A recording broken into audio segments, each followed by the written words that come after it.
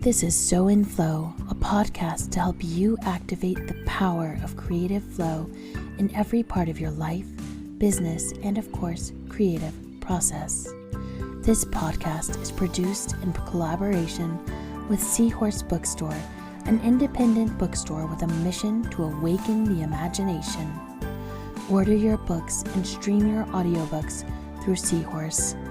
Hey, this is Molly Murray. Welcome to So In Flow. Hello, So In Flow. I am so excited to bring you the most wonderful guest today. This is Traci Chambers. She is a high priestess, a jeweler, and a spiritual channel. And she is going to tell us about her creative flow and what creativity means to her. But first, Traci, could you tell us a little bit about yourself, what you do maybe, and your journey to getting there? Yeah, I would love to. Thank you so much for having me, by the way, Molly. What I do, I'll start with what I do and then maybe go backwards a little bit. So I channel jewelry from spirit, from the higher self of my clients, from all different kind of, I guess, sources. And I make crowns, custom channeled crowns for priestesses, goddesses, light workers, healers, magic workers, witches, light workers, that helps them with their channeling, their channeling powers and their connection with spirit. It sort of enhances it and opens up whole new dimensions to them when they use their crowns. I also make other jewelry, channel other jewelry pieces and make them. And I also help other people to sort of uncover their spiritual gifts and embrace their spiritual gifts and their intuition, so that they can also experience the magic of living, a life that's aligned and intuitive, I guess. Oh, that's so beautiful. And did you grow up knowing that you would do this?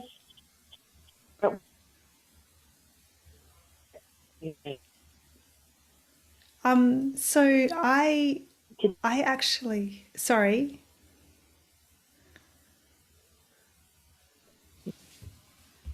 Oh, sorry to interrupt. You're doing great. I So would love to actually, know how you found your life path. okay. Well, when it comes to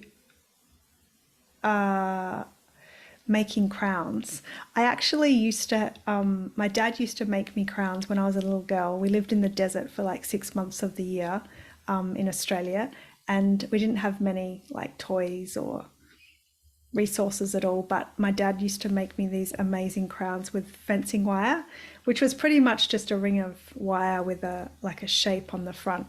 And I loved those crowns so much. It was like when I put one of those crowns on, I could be anything, I could be and do anything, and I could also be and do myself. It was like I was celebrated for me, and I loved those crowns so much.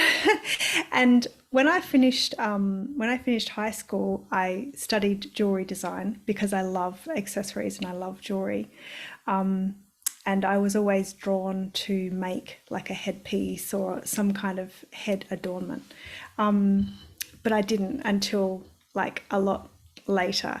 And when it comes to being intuitive when I was younger, I didn't really know I was intuitive. I always had an inner knowing, which was very confusing, as a child and as a teenager and a young person, having an inner knowing but not really understanding it, because I would always kind of be confused at how I knew things, but I'd not learnt them or studied or anything like that. So I was always a bit unsure about that gift. And I did have some spiritual experiences, but I wouldn't say that I knew I was intuitive. And I think some of my biggest lessons with my intuition were not following my intuition in my especially in relationships, boyfriends and relationships.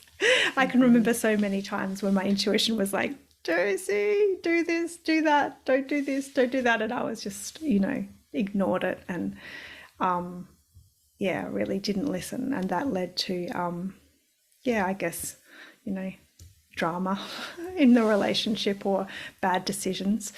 And now just getting back to the crown making, sorry, I hope I'm not jumping around too much, but I'm loving this. okay, just a few years ago, actually, it was, I guess, my spiritual kind of awakening kind of happened a few years ago when I started to do some healing and kind of personal development. I feel like I unlocked my intuition, and suddenly, like, everything sort of changed. I started to channel jewelry pieces for clients, where I used to have kind of a very analytical kind of design process how I would come up with a design piece for somebody. I just started to channel them. They just came into my head as a picture, as an image already finished, and so I just had to draw them and communicate that with the client. And I started to channel the gemstones for people, like the gemstones that would help them and support them. And I'd never really worked a lot with gemstones before, so it was all very amazing and new and different, and it just totally blew me away. And it took me a little while to kind of I guess feel comfortable with it. And at the same time, I started to get visited by spirits of people who had passed, and I started to connect with them. And then I had to learn how to put boundaries in place and things, because I was having a lot of visits from spirits of people who passed, were asking me to, contact their families and things. But at that time was just, a huge awakening kind of for me. And one night, coming back to the crown story, one night I was in my studio and I was getting the overwhelming intuitive nudge, direction to make a crown, just like the ones my dad used to make me when I was a little girl. And the thought had popped into my mind a few times, but I had kind of put it out again, thinking I didn't have the right equipment, I didn't know how to make it, I wouldn't be able to do it. And then this night, it was almost like I was possessed, and it's giving me goosebumps now, but I just got some materials and I just started making this crown, and I was kind of just guided to make it, and I made it. And then I just had this crown in my hands, and I was like, oh my gosh, this is just so amazing and so beautiful. And it was very reminiscent of the crowns that my dad used to make me. And I was really excited, and I shared it with my audience, on Facebook, a bit nervously, but I got such a great response that I made more, and I kept making more, and I started to put gemstones in them and share what was coming through as I was channeling them. And so that's how I come to be a high priestess jeweler and channel crowns, especially custom channel crowns and jewelry pieces. Oh, wow. That is just so beautiful. I also love the correlation between channeling and inspiration. It's very similar to me. I honestly feel like they're the same.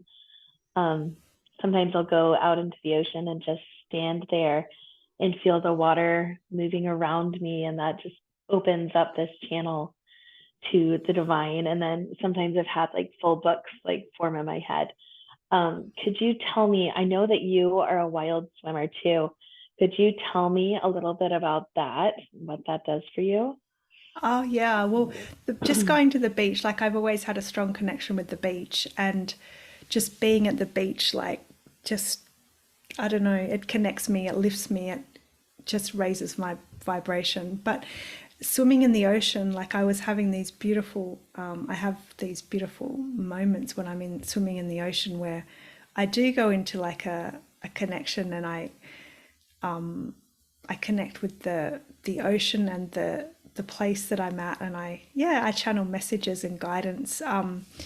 There was, I actually, it's happened to me a few times where I've been I guess it feels like on another frequency while I'm in the water, like I'm in the magic of this, of the water and this place. And I felt like I'm, on in heaven on earth, like that frequency of heaven on earth, which is, so beautiful.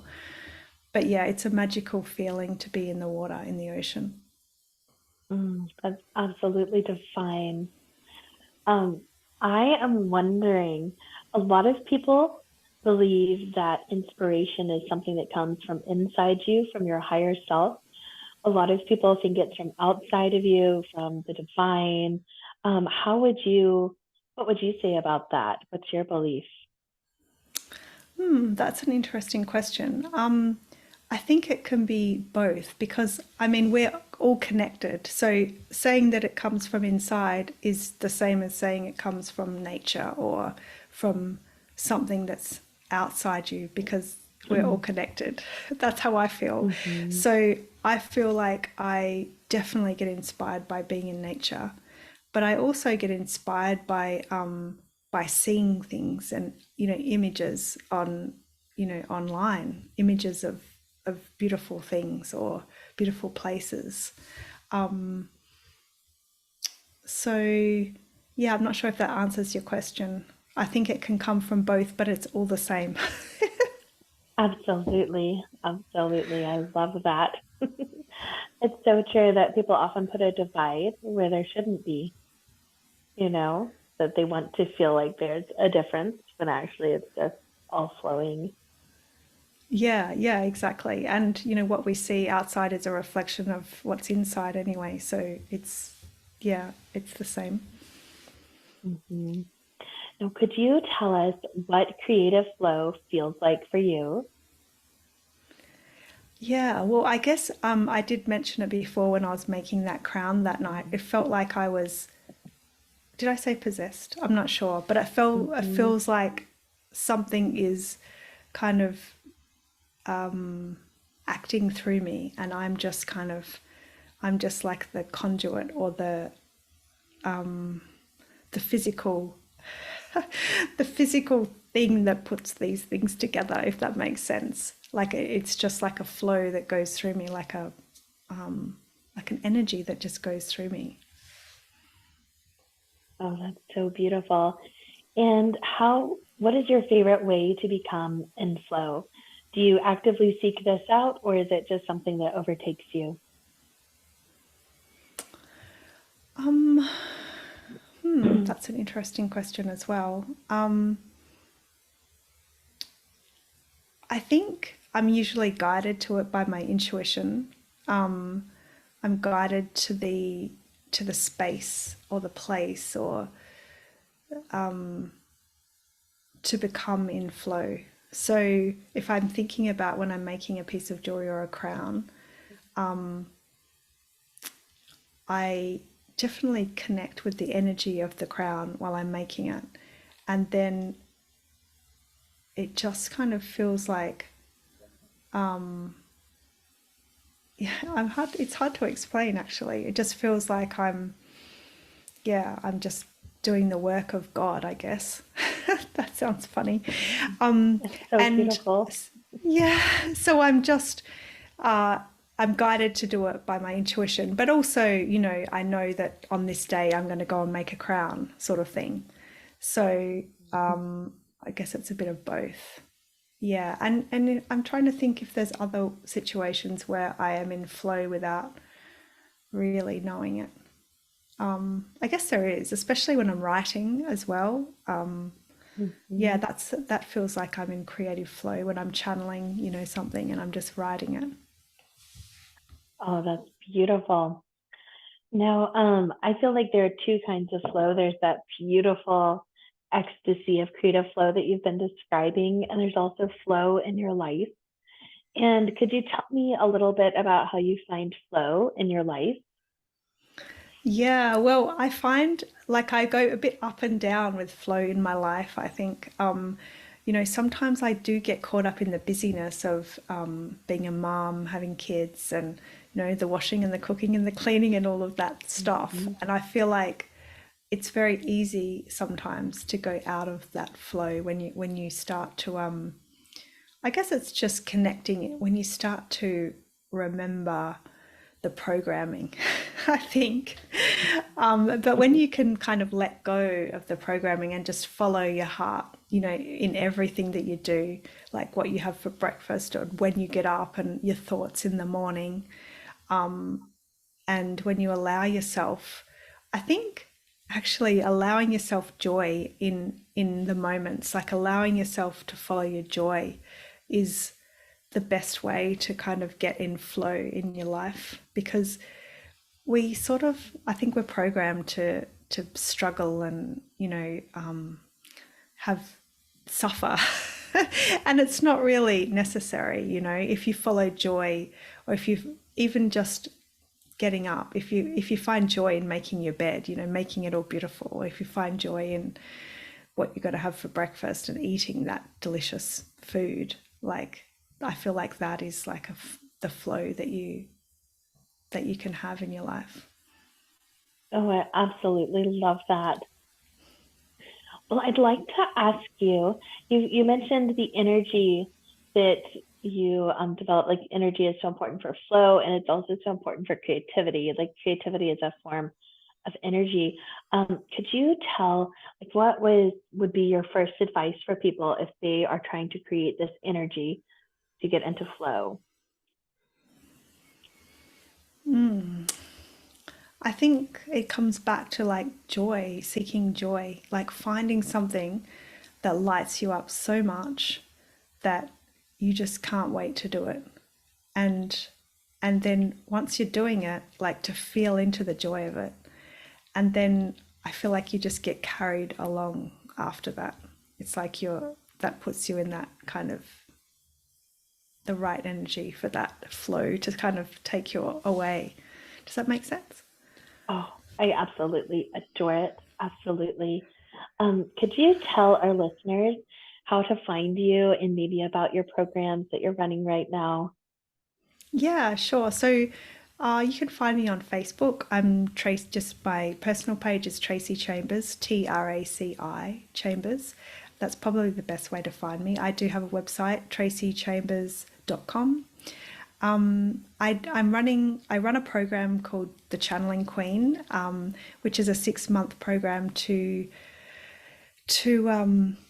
uncover and build up your sort of uncover your spiritual gifts and expand your channeling powers, or embrace your channeling powers. Or basically, by the end of the 6 months, you become a channeling queen.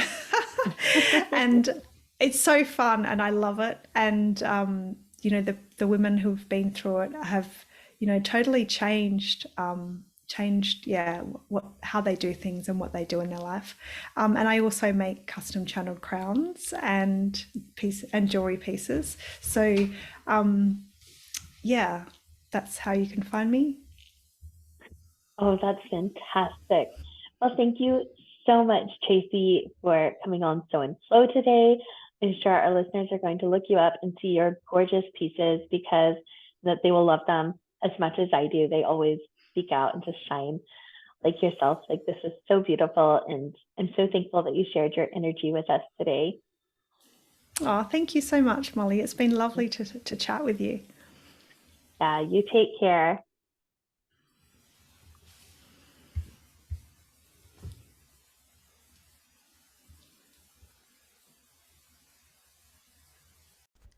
Creative people are my people.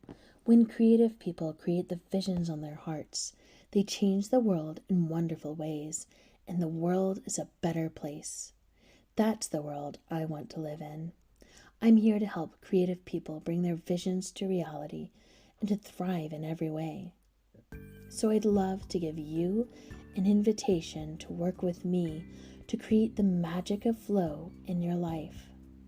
If you would love a subconscious transformation meditation to help you focus and become immersed in creative flow, no matter what else is going on in your life, then hop on my website, soinflowwithmollymurray.com, and download 15 minutes to focus and flow for free. If you are a conscious creative who would love community and accountability, I'd love to invite you to join the Luminaries Creative Collective, a creative community where you can take part in lush, inspiring creative gatherings.